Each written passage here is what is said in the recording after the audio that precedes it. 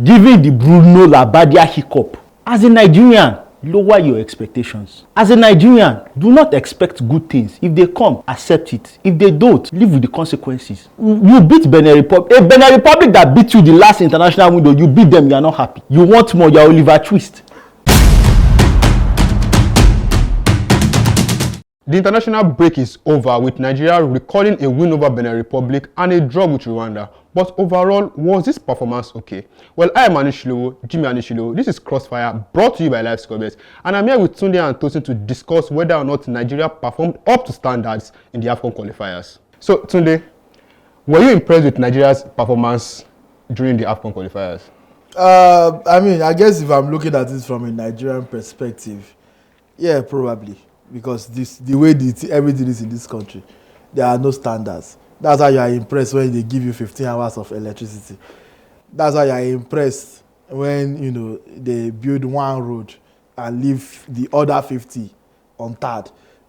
Small thing they impress us from where we've been. Because we lost to Benin Republic last time, we beat Benin Republic 3 now. Everybody's like, oh wow! But if you look at it on like surface level, remove the Nigerian lenses and just look at it with real eyes, you will see that beating Benin Republic at home 3-0 is not particularly impressive. That's what you're supposed to do if you're the Super Eagles of Nigeria. If you have the kind of players that you have, you should be able to beat some Ewagon sellers from time to time, especially when they come to Nigeria to play you. I don't know what is there to celebrate. You beat Benin Republic 3, so what? Does Benin Republic even have a FIFA ranking? As the Super Eagles of Nigeria, you cannot pick up maximum points against Benin and Rwanda. So what's there to celebrate? Yes, they played as well as you expect the Super Eagles to play. The Rwanda game, I will admit that they were unfortunate to probably not win that game because of a bad refereeing decision and missed chance after chance. But the simple truth is that for Nigeria, if we get to the point where we are celebrating wins against Benin and draw against Rwanda, then just pack up. So like that's just like, where are the standards if you want me to sit down here and start hailing the Super Eagles of Nigeria? Maybe pardon me for expecting more from this, like the team that finished second in the AFCON, like literally how many months ago, in January or in February. That's how many months ago. You expect me to be celebrating a draw against Rwanda? I'm sorry, I cannot. So, well, it is what it is. Maybe in relativity to previous results, this was obviously an improvement because we were not winning before. At least now they won one game. But what you should beat Benin Republic and you should beat Rwanda on any given day.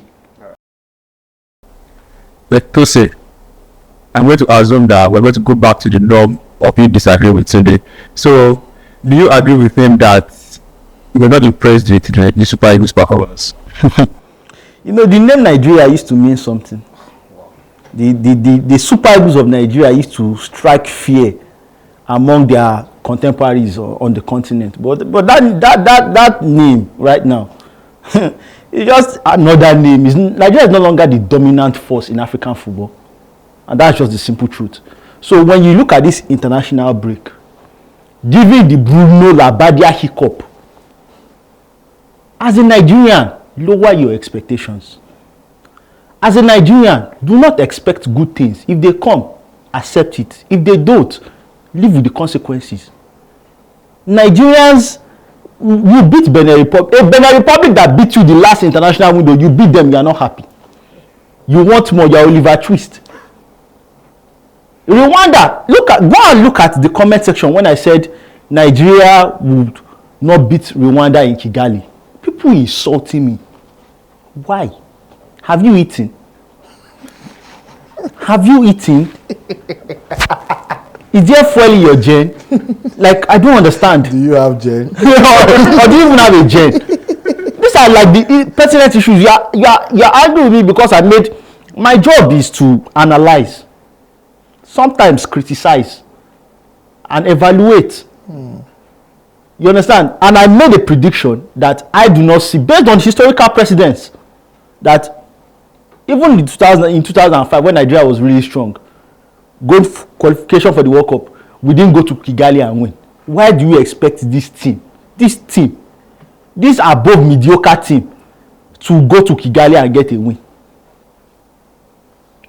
This Rwanda that you are talking about that is okay because we won against Benin Republic. What people are saying they are not impressed about is the Rwanda game. This Rwanda you are talking about, this is the Rwanda that is top of the 2026 FIFA World Cup qualification group that Nigeria is in. It's this same Rwanda that is top of that group, and you get a draw against them, and you are not impressed. Nigerians expect too much. There is a spirit and a demon of entitlement that is beseeching a lot of Nigerian football fans. They expect to what you are a Nigerian. You are a Nigerian. You know the situation of the country. Take the results as you see it.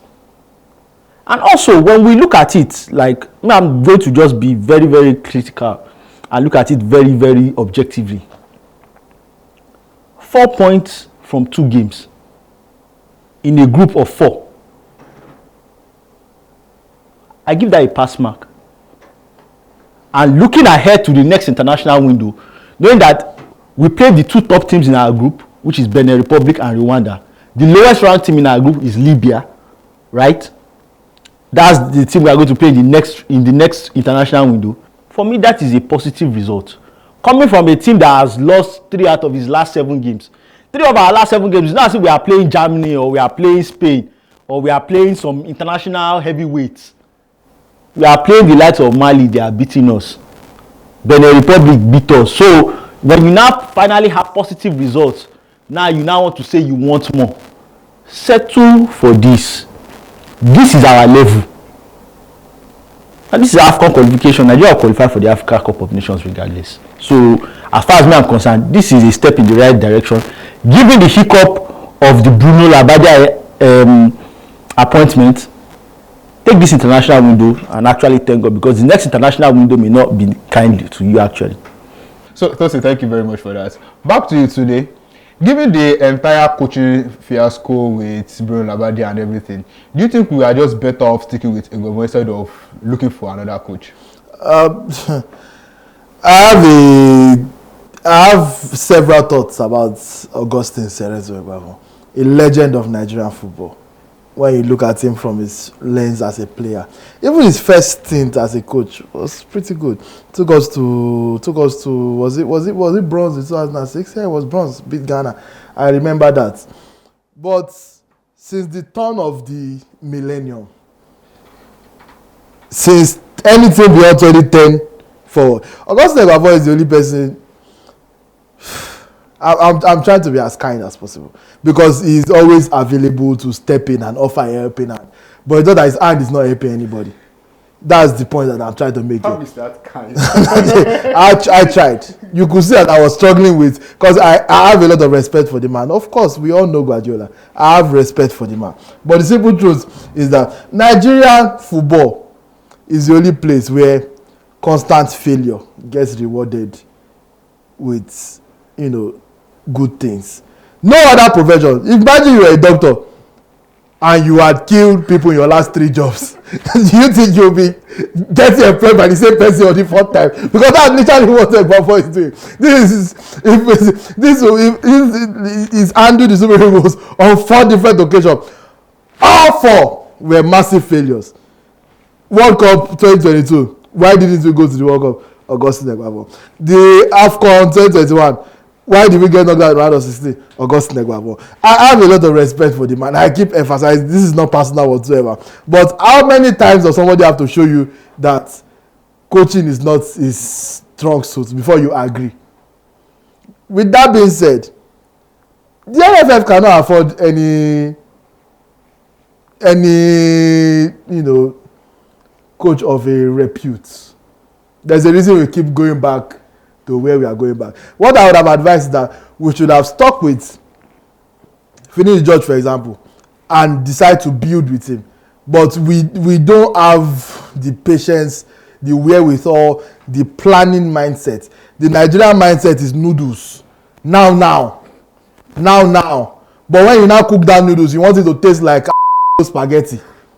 That's the typical Nigerian mentality. Because how will you bring in someone like Finidi George based on his work at Enyimba? There's nothing about his time at Enyimba that suggests that he's a serial winner. He won one league title, but that's so you bring him in. That's this kind of side that says you want to build. Then you bring him and give him 1 year contract and sack him after 4 games because it's not winning game. So does that make any sense? No, we are confused people, and it shows in our sports, and even it shows on the pitch. There's a lot of confusion in the way we play football because there's a lot of confusion in the way we run football. There's a lot of confusion in the way we appoint coaches. Look at the Bruno Labbadia situation. You announced the coach before you agreed with him. Turns out the job was never even secured in the first place. So like we cannot necessarily afford the best of the best coaches. The Super Eagles job is not even as enticing or as attractive as we think it is. I don't think any coach that has his sense really wants the Super Eagles job. You don't take the Super Eagles job if you were a former D-list coach who is now in Z. Those are the kind of people that we employ. People that at one point in their life they were recognizable by 2 or 3 people. At one point, like look at them, you know, I don't want to call their names. Look at them. So those are the kind of people that we can. Or you go local. We had the right idea with Finidi George, but did not have the patience to see it out. If you want to bring back Finidi George, I don't know. If you want to try it with another person, maybe Manuel Amunike, who has taken a job with Atlant for whatever reason, I don't even understand what that one is doing. But like, try something else. Not Egosun Egwavon. He has shown us on 3 different occasions that it is not. Let him keep doing his technical director thing, whatever that is, whatever that entails. Let him keep doing that. But try something else and actually have the patience to see it out this time. At least build something with a manager and see where it takes us. Because all this win sharp, we are not who winning. Tell me win sharp, we will be able to justify that. You sack manager, you win. When Chelsea was doing it, because they were winning, people were not complaining. But you are not building, you are not winning, and you are still sacking. And meanwhile, only the people that are sacking. Well, I don't like talking about Nigerian football. It's fine. So, Tosin, do you agree with today that we should try something else, or are you of the mind that we should just stick with Egwavon, Labbadia, Pesero, all these names, the Super Eagles of Nigeria are going through a phase, and that phase is as a direct result of mismanagement and poor administration of football in Nigeria. And so, if you change the coach, it's not going to really matter. And you are a Nigerian at the end of the day. I've told you, when we started this segment, I said, dampen your expectations. Embrace mediocrity. Why? Do not hope for too much. It's the hope that will kill you. You expect so much of Nigeria. Is it because we have a lot of population? Maybe because we have like 250 million. That doesn't really mean. There are countries like India that have like 1.3 billion. They are not excelling in football. So I don't know the entitlement of Nigerians towards doing well in football. I don't know where it comes from. This Nigeria team, what do you want to do? Because I sat down here and I told people, brown envelope journalists sitting across me, talking about the fact that Finidi George should be the Super Eagles coach. I told them, go and check the comment section on Instagram. This guy hates Nigeria. How much are you collecting from the? How much are you collecting? I thought you didn't even need to appoint Finidi George. You just needed to come and meet the oracle, and I already told you that this is not going to work out. What is the goal for the Super Eagles of Nigeria? Let's look at it objectively. I told you, is the goal to qualify for the 2025 Africa Cup of Nations. We will do that. We are in a group of 4. There are 4 teams. 2 of those teams will qualify. Are you telling me we are not going to qualify out? Because Nigeria, we don't do anything well. But even though we don't do anything well, we still have a little bit of superior talent compared to most African countries. You understand? So we will still, in a group of 4, and there are 2 people that are going to qualify. Nigeria will still qualify. Is either we qualify first or we qualify second. We will qualify for the Africa Cup of Nations. So what is the FIFA World Cup? I already told you you are not qualifying. Nigeria is not qualifying. So what is all this struggle all about? Why are you You people? answer the question. Why are you? It's tied to the Super Eagles coach, because if you change the coach, what do you want the coach to achieve? That's the problem. What do you want the coach to achieve? You want the coach to achieve what? Is he a miracle worker? You want to change the coach so that you think changing the coach will now make you qualify for the World Cup? You are not going to the World Cup. Deal with that one. That's the Sefini. That one is done and dusted. I already told you about that one. So if the goal is to qualify for the 2025 Africa Cup of Nations, you don't need to change anything. Change the coach so that you think changing the coach will now make you qualify for the World Cup. You are not going to the World Cup. Deal with that one. That's the Sefini. That one is done and dusted. I already told you about that one. So if the goal is to qualify for the 2025 Africa Cup of Nations, you don't need to change anything. You don't need to do anything. You don't need to improve anything. You just need to continue in this people with shallow thoughts that think they know about Nigerian football and how to move Nigerian football. Nigerian football has been stagnant for several years. They think they know best. When you miss back-to-back World Cups, when you miss a 48-team World Cup, not a 32-team World Cup, but you miss a 48-team World Cup, they increase the slot from Africa from 5 to 9. When you miss that one, maybe we'll start paying attention. But coaching is not going to do anything. If Egwavu stays, I'm okay.